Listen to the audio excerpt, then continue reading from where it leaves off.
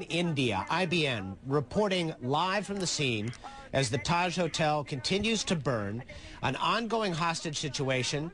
We believe Westerners are the target there of the terrorists, and reports of at least 50 people, some of them Westerners, who have safely gotten out of the hotel. We just heard briefly from one person who's speaking in Hindi and said, according to Zain Verji, I survived. And beyond that, we will try to get you a translation, get you a sense of what the people inside the hotel are saying right now.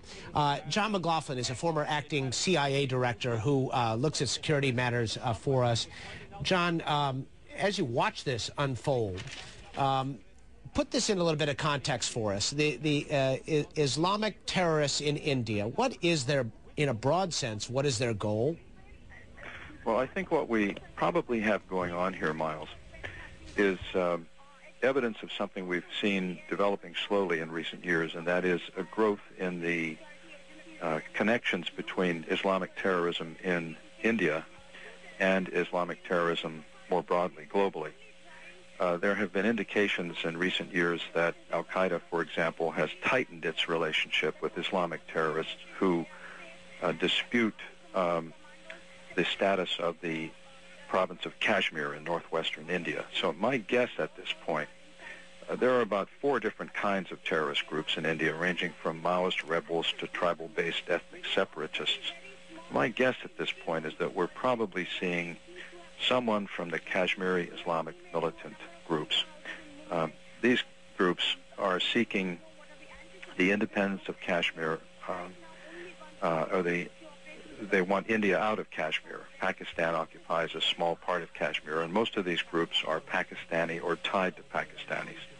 So I think that's probably what we're seeing here, an attempt by these guys to make their point, to radicalize things in India, to create tensions possibly between India and Pakistan.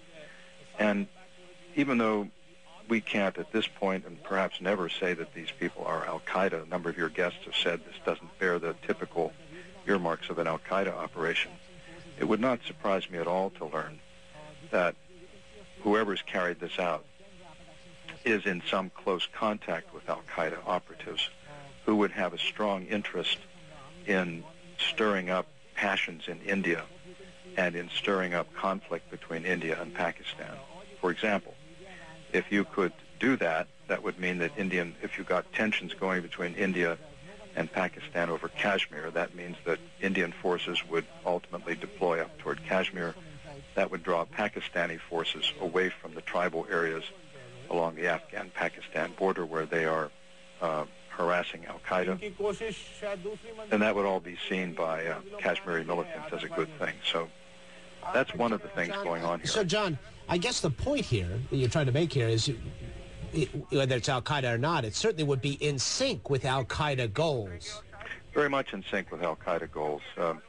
Go back about a year, al-Qaeda actually, or someone claiming to be al-Qaeda, actually sent a videotape to Indian officials in Srinagar, which is up in that Kashmir region, essentially declaring war on India on behalf of al-Qaeda. So it would be very much in sync with al-Qaeda goals to have militant Islamic groups in India who, as I say, have become closer and closer to al-Qaeda in the context of this dispute over Kashmir. It would be very much in their interest to have them attack Western interests, Westerners, and so forth in Mumbai. The other thing is, if you think back to the last... John McLaughlin, very sorry. I've got to interrupt you. I apologize. Sure. Please stand by, if you would. If you could stay on the line, we'd appreciate it. We'll get back to you shortly. And we're going to join now James Fontanella, who is a correspondent with Financial Times. He is in Mumbai. And, James, give us a sense of where you are and what you're seeing right now. Well, at the moment, I'm outside St. George's Hospital, and I've just come from the Oberoi, where there's still 2 terrorists, I've been told by a senior official. There's still 2 terrorists in the hotel. The Oberoi, just for your information, is one of the main business and most important hotels in the southern part of the city. And basically, I've also been told that one of the terrorists has been shot and one has been captured. So that means that there were about 4 inside. There's still a lot of guests in there. There's businessmen. There's also some diplomats and also a lot of tourists, obviously. At the moment, as I said, I'm outside St. George's Hospital, where a lot of the wounded and unfortunately the killed have been brought here. I know that 10 businessmen which have been described as white men, they couldn't tell me their nationality, have been brought here, and I'm trying to figure out who these people are and so forth. Tell me, let's go back and talk a little bit about the Oberoi, James. You say, as best we know, there are terrorists still inside. Do we have any sense as to how many hostages they might be holding there? Well, it's very unclear, unfortunately. I've been told 40 by one official, but then somebody said like only 10. So I'm not comfortable to give you a precise number.